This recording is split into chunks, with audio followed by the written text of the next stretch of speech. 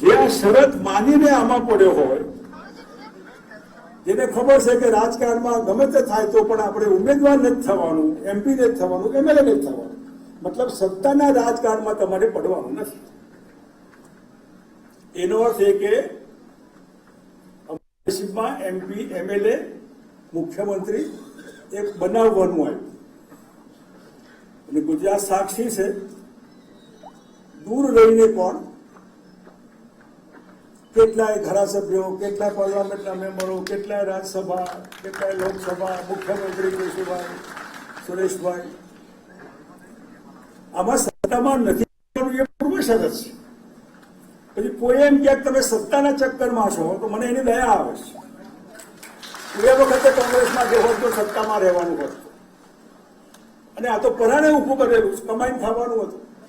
એ બી કમાઈને બીજાને ખવડાવવાનું હતું, તમારે તો ખાવાનું હતું જ નહીં. આવતીકાલે 25 જૂન ને કટોકટી હતી, બહુ બી જસ્ટની સરકાર હતી. બધા કે જેલમાં આમને તેમને, મેં દિલ્હીની તિહાડે 15 દિવસ કાપી આવ્યો છું. ગુજરાતી રગા પછી જેલો. કટોકટીમાં ભાવનગર, વડોદરા બહુ સરસ છે. તો પણ કોઈ દિવસ આડા આવરા કે લાવો માફી માંગીને આમ તેમ કરીને છૂટવું છટકવું નહીં. જે હોય કાયમ બધું કરે એટલે જરૂર નહીં. અમારા બોચરે બેઠા છે ઘણા મિત્રો, ભાગીદાર, જેલના સાથીઓ હશે, ક્યાં પેન્શન લેવા માટે ને એ પછી જે કંઈ તમે કામ કરતા હોય એમાં તમને કલ્પના ન હોય કે તમે કોને દરતા હશો. જાહેર જીવનની આ એક વિડંબના કહેવાય. તમે કોઈને નડો છો એ ખબર ન હોય, સીધી રેખામાં આપણે ચાલતા હોય, આપણા મનમાં કોઈ પાપ ન હોય, કારણ કે તમને ખબર છે તમારે ક્યાંય જાતને ગોઠવવાની નથી. એનો કે તમારે બીજાને ગોઠવવાના, તો કાયમ બીજા આપણા મગજમાં હોય. એ દીપિકા ચીખલિયા હોય કે ભાવનાબેન ચીખલિયા હોય કે બીજા હોય કે ત્રીજા હોય કે મહેશ કુમાર હોય કે પ્રવીણ રાષ્ટ્રપાલ હોય કે સુધન મિસ્ત્રી હોય કે બીજાને ગોઠવવા માટે આ જાહેર જીવન છે. પણ સત્તા એ નકામી વસ્તુ છે. પાવર કરપ્ટ્સ અને એબ્સોલ્યુટ પાવર કરપ્ટ્સ એબ્સોલ્યુટ. એટલે ક્યાંક ને ક્યાંક કોઈને જે કંઈ ગડબડ હોય એ હિસાબે ભાજપની સરકાર, ખજુરાહો વગેરે વગેરે બધાને ખબર છે. એમાં હું બહુ પડવા નથી માંગતો. એ બી જવાબદારી ધર્મ સંકટના લીધે મેં સ્વીકારી. એ અનુકૂળ નહીં આવ્યું, એમાંય ક્યાંક નડ્યા આવીશું કોઈને, આપણને ખબર ન હોય કે આપણે કોઈને નડીએ છીએ, પણ એમાંય ક્યાંક નડ્યા હશે કે તમે રહેવા દો. મેં કીધું હવે રહેવા દો. દિલ્હી પર પરીક્ષા આપણે બનાવ્યો, લાંબી સરકાર ભલે ન ચાલી. એ પછી આપણે કોંગ્રેસ જેનો ટેકો હતો, અહેમદભાઈનો હું આભાર માનું છું કે એમને એ વખતે વગર માગે, મેં માગણી પણ નહીં કરેલી તો પણ પૂરેપૂરો સપોર્ટ. એ વખતે પ્રધાનમંત્રી નરસિંહ રાવજી, એ નથી એમનો પૂરો સપોર્ટ. અને આવી રીતે કલ્પના વગર કોઈક સપોર્ટ કરશે કે નહીં, તો જેમાં તમારા મનમાં પાપ હોય ને તો તમે તમારી સલામતી શોધતા હો. આમ કે તે વગર સલામતી કોઈ જાતની જોરે તો વગર જે થવું હોય ના, ખોટું હોય તો નહીં ચલાવી દેવું જોઈએ. તમારે કઈ કોઈનાથી છુપાવવું ના હોય તો કોઈની સારાબાઈ રાખવાની જરૂર નહીં. આપણે એવું કઈ હતું નહીં, માટે જે કઈ સપોર્ટ આવ્યો સપોર્ટ રહ્યો. અને સરકાર હિસ્ટોરિકલ ગવર્મેન્ટ, ઇતિહાસમાં જેવા કામ નથી કર્યા એવા કામ 1 વર્ષની સરકારે સાચા અથવા ટનાટન. શામ પિત્રોડાને બોલાવીને 15 એક્સપર્ટ ગ્રુપ આ નોટબંધી કરી છે. ગવર્નર રિઝર્વ બેંકના હું નામ હર્ષિત ઉર્જિત, આવા કેટલાય બધા મિત્રોને એક્સપર્ટ, દુનિયાભરમાંથી એક્સપર્ટ લોકો, એમને 15 ગ્રુપ બનાવ્યા અંદર જે કોઈને ખબર નથી એ અપર હાઉસ આપણા ત્યાં વિધાનસભાનું ઉપલું ગૃહ નથી, એટલે ગુજરાત અસ્મિતા સભા આપણે બનાવી. એટલે ગુજરાતનો વહીવટ કેમ હોવો જોઈએ. મેં શામ પિત્રોડા મેં દાખલો આપ્યો, કદાચ હું સારો ડોક્ટર હોઈ શકું પણ હું વકીલ નથી. પણ હું વકીલ હોઉં ને એમ કહું મને દવાનું બી આવડે છે, મને ડાક્ટર હોઉં ને મને વકીલાત, આ નોટ પોસિબલ, આ શક્ય જ નથી. ખોટો ડોર નહીં કરવો જોઈએ. રાજકારણમાં તમને જ બધું આવડે છે, આ એક ભ્રમ. લોકોને જેવા હોય એવા તમારે પ્રેઝન્ટ થવું જોઈએ. આપણે આવા છતાં એ પછી જે સરકાર રહી ના રહી, લોકસભા 2004માં મિનિસ્ટર સંજ્ઞાબેનનો આભાર કે એમને 2002માં બ્રાન્ડેડ માણસ મને એમને કીધેલું કે આ બ્રાન્ડેડ હૈ આરએસએસ બીજેપી જનસંઘ. મેં કીધું ઓપન ફેક્ટ, ઓપન સિક્રેટ પણ નહીં, આ જાહેર વસ્તુ છે, ખાનગી નથી. તો પણ ભરોસો કરીને મેં તમને જવાબદારી આપી. મેં કીધું મેડમ હું જ્યાં સુધી તમારી સાથે છું ત્યાં સુધી ભરોસો ભંગ નહીં થાય. મારે આવડું ક્યાંય કરવું નથી, ભરોસો ભંગ નહીં થાય. અને હમણાં જયારે મળવા ગયો લાસ્ટ ટાઈમ, એમને 1 કલાક મારા માટે આગળ પાછળ કોઈ નહીં, એમની તબિયતની આપણને ખબર છે તો પણ 1 કલાક સુધી મારી વાત તબિયતથી બધી. એટલે મેં એમને કીધું કે તમારો આભાર. મેં કીધું તમે જવાબદારી આપી, મંત્રી બનાવ્યો, ચેરમેન બનાવ્યો, ફરી વિરોધ પક્ષમાં તમે મને ફોન કરી કીધું તમારા વિરોધ પક્ષના નેતાની જવાબદારી સંભાળવાની છે. આ બધું જ હતું. એમનો આભાર માનીને પછી સબકો સાથ લે ચલના સારું કહીએ તમને કહીશ, પણ તમારો આભાર મેં તમને પ્રોમિસ આપી એ વાત હું પૂરી કરું છું. ધ્યાન કરો. એ પછી જે બનવાનું હમણાં ફરી ગયો, એ વખતે અહેમદભાઈ મળ્યા, પહેલા હું પરેશભાઈ રાહુલ ગાંધી મળેલા. આ બધામાં મને શું પ્રોબ્લેમ છે, તમે જે પાર્ટીમાં હોય એ પાર્ટીને વફાદાર રહીને એ પાર્ટી કેમ બહુમતીમાં આવે એની કાયમ ચિંતા કરવાની. તમે બધા અહીં સાક્ષી હશો, પ્રત્યક્ષ કે પરોક્ષ, ક્યાંય કોઈ ઠેકાણે ભૂલથી પણ ભૂલથી મેં તમને તમારો ક્યાંક ને ક્યાંક ફરિયાદ હશે, ઉભરો હશે, એ કહેવાનું મને કીધું છે, પણ મેં તમને ક્યારે પાર્ટી વિરુદ્ધમાં તમે કંઈક કરો આવું એક બી કાર્યકર્તા ગુજરાત બાપાની મળ્યું છે. આ બધામાં લગભગ જેટલા વર્ષ થયા 98 થી અત્યાર સુધીમાં એક આટલું બી કામ, આટલું પણ પક્ષ વિરોધી નહીં. પરંતુ એવા કેટલાય આગેવાનો હું બતાવું કે જેમને પક્ષ વિરોધી કર્યું હોય ને બધા યોગ્ય સ્થાને બેઠા.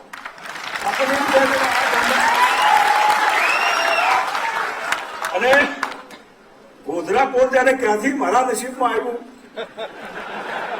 આ ઐતિહાસિક જિલ્લો અથવા કેપિટલ અથવા ગૌધરા ગોધરા, એમાં હું બીજેપીનો ઉમેદવાર હતો. તો એમાં કેમ હારું? બીજેપીના કોંગ્રેસના મિત્રો હરાવે સ્વાભાવિક છે, પરંતુ બીજેપીના જ મિત્રો તમે નહીં જીતવા જોઈએ. એટલે નિશાન તમારી પાર્ટીનું જ છે ના. એન્ટી પાર્ટી એક્ટિવિટી ઓફિશિયલ થોડા મતે બીજેપીના ઉમેદવાર તરીકે ગોધરામાં હું આવ્યો. ઉપરવાળો જે કરતો હશે સારું કરતો હશે, આપણને તો બહુ નિયતિ એટલે નિયતિને વાંક ન કરાય, કેમ આવું તે કરે, આપણે એમાં એડજસ્ટ થવાનું. એવા વખતે વળી ગોધરા હમણાં હું લડ્યો, ડિલિમિટેશન કપડું મટી ગયું એટલે એમાંય ફરી જે પાર્ટીમાં હતો એ જ પાર્ટીના મિત્રો આપણે ઘેર મોકલો. આપણને એમ થાય કે શેના માટે એ કેટલાક લોકોના નસીબમાં અંદર જ સામનો કરવાનો હોય છે. આપણને ખબર ન કે આપણે ક્યાં નડીએ છીએ, પણ ક્યાંક નડતા આવીશું, ત્યાં બી નડતા આવીશું, નહીં બી નડતા આવીશું. એ તો પાર્ટી વિરુદ્ધની પ્રવૃત્તિ કરવાની કઈ જરૂર ન હોય. તમારે ખુલ્લેઆમ કહેવું જોઈએ તમે આમ છો તેમ છો. આ બધું છે હું અનુભવી ચૂક્યો છું. તો પણ બીજા કોઈનો વારો આવે ત્યારે મેં એમનો વારો નથી કાઢ્યો. મારો કોન્શિયસ મને ના પાડે કે આવું નહીં કરવાનું.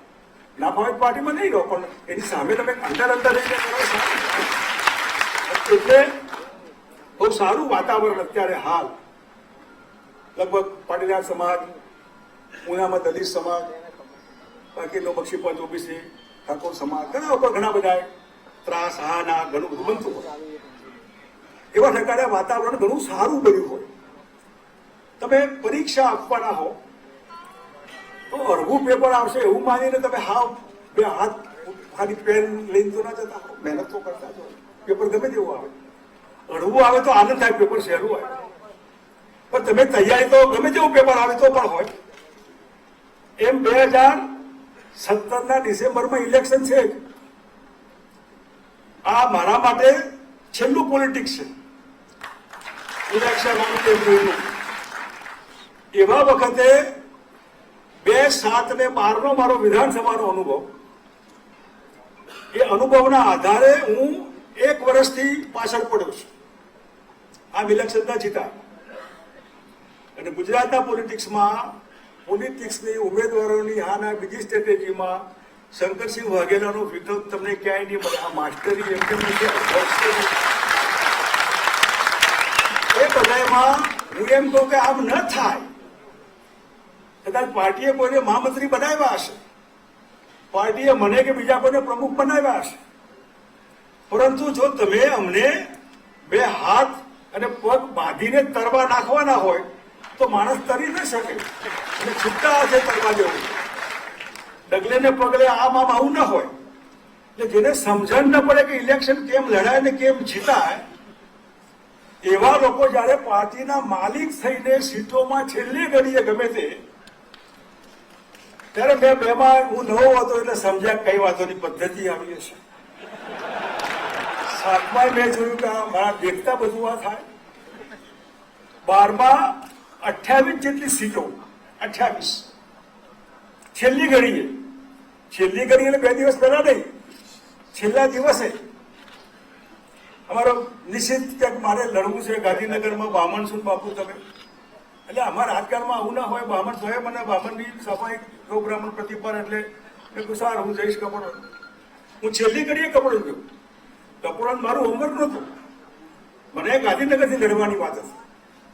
અને એ પછી આને હું કપડાનું ફોર્મ ભરતો હતો ને ફોન આવ્યો મને, સુરેશભાઈ કા કૈસા રહેગા. એ શું વળી સુરેશભાઈ કા? કલોલમાં સુરેશભાઈ સિટિંગ હતા, એ બદલીને સુરેશભાઈને ગાંધીનગરમાં ઉભા રાખો તો કેમ રહે? તો મેં કીધું નિશિત વ્યાસ કા કૈસા રહેગા. હા, તો મેં કીધું એ રસ્તો જે હોય કાઢો. નિશિત પેલા ગલગોટા પહેરીને ફૂલ હાર પહેરીને હમણાં મેન્ડેટ આવે મેન્ડેટ સુરેશભાઈ લઈને ગયા. આવું 28 ઠેકાણે હિંમતસિંહના દીકરાને કીધું બાપુનગરમાં ફોર્મ ભર. ધીરુભાઈ દૂધવાળા સરસ સારા પેડા બહુ કાયમ મળવા હોય તો પેડા લેતા આવે છે, બહુ મજાના અમેરિકા છે અત્યારે. એ નવાણી સાહેબ ધીરુભાઈ કીધું તમે ફોર્મ ભરો. મને સમજાતું નથી, તમે પાર્ટી ચલાવો છો, પાર્ટી ચલાવવા આમાં ગમે તેવા નેતા ગમે તે હાઈકમાન્ડ હોય, છેલ્લી ઘડીએ તમને કાં તમે છોડશો ભોગશો, તમને હોમવર્ક કરતા નથી આવડતું, ઇલેક્શન કેમ લડતા નથી આવડતું, તમે સારે ચાલીને હારી જશો. આ દેખાતું હોય અને મૌન રહેવાનું હોય. રહ્યા 28 સીટો, આ 28 સીટો એટલી જ ખૂટી. 62 આવીને 30 ગણો તો 92 થઈ ગયું, એટલી જ ખૂટી. તમે આ અત્યારે મારો 1 વર્ષથી હું આજ બૂમો પાડું છું કે 17 ડિસેમ્બરમાં ઇલેક્શન છે, વહેલું આવશે પણ 18 જાન્યુઆરીને જ થવાનું. અને હોમવર્ક બતાવો, કોણ ક્યાંથી લડશે, શું લડશે. આવું વાતાવરણ તમારા ફેવરનું હોય તો પણ તમે જો હોમવર્ક જ ન કરવાનું હોય ને એમાં હું તમને ક્યાંક દેખાતો હોઉં તો મને માફ કરો, હું સીએમ ના ચક્કરમાં નથી, જાહેરમાં કીધું. આવું ન હોય. મારું કહેવું છે ભાઈ બહુમતી સુધી ચાલો ને, ભાઈ તમારે જે કરવું એ કરજો, પરંતુ તમે જયારે કઈ છે જ નહીં વહેંચવાનું અને તમે જો એમાં ક્યાંક દેખાતા હોય કે અમને મુખ્યમંત્રી થવું છે, આપણે ભોગવી લીધું છે મુખ્યમંત્રી કેબિનેટ, જાહેર જીવનમાં જે કઈ કહેવાય માણસો એ અકાળે કે ગમે તે રીતે આ બધી વાતમાં હવે જયારે છેક ઇલેક્શન આવે છે તો પણ હોમવર્ક ચાલે. 2-3 વર્ષથી મોટા શહેરોના પદ બાકી હોય, તાલુકા ખાલી હોય, ખાલીનું ખાલી આખું જિલ્લા પંચાયત, તાલુકા પંચાયત ગમે તે એમને જ ચાલે, ક્યાંક ને ક્યાંક એનું ઉઘરાણું થતું હોય. આ બધું એ આપણને દુઃખ આપે કે આ ન હોય. તમારે સરકાર બનાવી હોય તો બહુ સજાગ રહીને એડવાન્સમાં હોમવર્ક કરવું પડે, કહેવું જોઈએ. પછી વળી વાંચ્યું કે 57 કોંગ્રેસના સભ્યો છે, બધાને રિપીટ કરવામાં આવશે. મને કોઈ પૂછે તો ખરું રિપીટ ભાઈ લડવું છે નથી લડવું. તમે રિપીટ કરવા માટેની બી પદ્ધતિ હોય, વિશ્વાસમાં લઈને કાર્યકર્તાઓને, જે ઉમેદવારો હોય એને વિશ્વાસમાં લઈને કરાય. વડોદરામાં પોસ્ટરમાં એવા પોસ્ટર છપાય કે ભાજપ હોય કે કોંગ્રેસ, બાપુ સીએમ છે. મેં કમિશનરને ફોન કર્યો એટલે કોને પોસ્ટર છાપ્યા કે સાહેબ કૂતરા હુંકતા હુંકતા કોંગ્રેસ કાર્યાલય જાય છે, તમને રહેવા દે.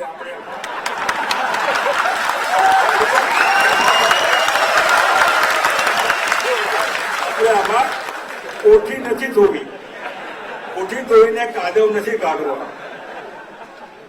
એ વળી ક્યાંક બધા હોર્ડિંગ નવા છપાતા હોય, મારી ફોટો ના છાપે ને મારો ફોટો, આ બધા દિલમાં ફોટા છે, બધા ફોટા. હમણાં ગવર્નર સાહેબ ને ત્યાં આપવા ગયા આવેદન પત્ર, 24 કલાક પહેલા મારે ભરસીભાઈ વાત થઈ કે હું 11:20 આવી જઈશ. પછી સહી તો નહીં બધા એડવાન્સમાં મેમોરેન્ડમમાં, એટલે મારું નામ શોધે, મને કે નામ નથી જાવ સહી કરવી છે. એટલે જો ખબર હતી કે ભાઈ 24 કલાક પછી તો હું છું, હું ના આવતા નામ ચાકી નાખું પણ છું ત્યાં સુધી અત્યારે પાર્ટીમાં જ છું, ત્યાંથી જ આવું છું. 2 દિવસથી ત્યાં એ માથાકૂટમાં છું, શું ઉમેદવારોનું હા ના કેવું હોય બધું અભ્યાસ માટે. એટલે આ બધામાં જે અંદર, એટલે મેં રાહુલ ગાંધીને ફરિયાદ કરી કે આ બધા ભેગા થઈને મને કાઢવા માંગતા હોય એમ મને એવું લાગે છે કે આ વાત તમારી સાચી અને સાચી જ નહીં. એને જે અનુભવ થયા બીજા રાજ્યોને કે વાત તમારી સાચી. મેં કીધું ક્યો? એટલે કે કોઈની જગ્યા થાય ને, હાલ આપી તમારી જગ્યા. એટલે આ બધામાં ઘણી વખતે આપણને ગુંગરામણ થાય અને હજારો કાર્યકર્તા, આ મેં એક જિલ્લામાંથી 5 લોકોને કીધેલું એક સંતોષ માટે કે તમે શું ચાલી રહ્યું છે.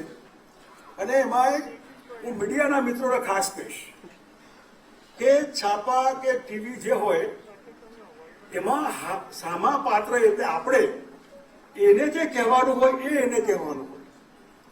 એમની હરીફાઈમાં તમારા આગળ ભૂંગળું ધરી દે અને એને જે પૂછવું હોય એ પૂછે, આ એના માટે ન હોય. તમારી હરીફાઈ માટે તમે ગમે તેની સાથે આડાઅવડા ખોટા ધડમાથા વગરના સમાચાર ન ફેલાવી શકો. તમે લોકશાહીના રક્ષકો, તમને આવો કોઈ રાઈટ નથી. એટલે તમારે જવાબ આપવો તો આપવાનો, ના આપવાનો ના આપવાનો. પણ ભરાણે આ પ્રોગ્રામ કેન્સલ થયો છે, આવું ચાલુ થઈ ગયું, એટલે કોને કીધું આ? એટલે આપણને ઘણી વખત સમજણ ન પડે કે મીડિયાનો મતલબ હોય. મારે બહુ પ્રેમના ને વ્યક્તિગત બહુ સારા સંબંધ, હું એમને લિફ્ટ આપું. ઘણા જે નવા શીખતા હોય એમને હું પ્રોત્સાહન આપું કે માણસને લાગે કે એક સિનિયર માણસ સાથે મેં વાત કરી, મેં ઇન્ટરવ્યુ કર્યો, હું સમજીને એને લિફ્ટ આપતો. પણ એ સંબંધનો દુરુપયોગ કરે ને તો એ ચાલે નહીં, ચલાવી લેવાય નહીં, એવો કોઈ રાઈટ નથી કોઈ. અને એટલા માટે એમને બી એમની મર્યાદામાં જે હોય એ બતાવો, ન હોય તો ઘરની વાર્તા નહીં મૂકો. આટલા ધારાસભ્યો જતા રહ્યા, ફલાણા ભાઈ ગયા, ને આપણને એમ થાય કે મહેન્દ્રભાઈ ધારાસભ્ય મોકલવાના છે, હું નથી એમના નામ. એટલે આવા સમાચારો મને નવી લાગે, શું છે આ? રાજ્યસભાએ ભોગવી લીધી છે. મને હેમંતભાઈએ કીધેલું તમે લડશો, મેં કીધું ના, ગુજરાત માટે તમે જ ઉમેદવાર છો, એમાં નો વે આઉટ. આ બધામાં મને થયું કે લાવો તમારી બી થોડી સહાનુભૂતિ, તમારી વાતો, તમારી લાગણી, તમારી વાત આપણે આ પેરીફરીમાં કરવાની.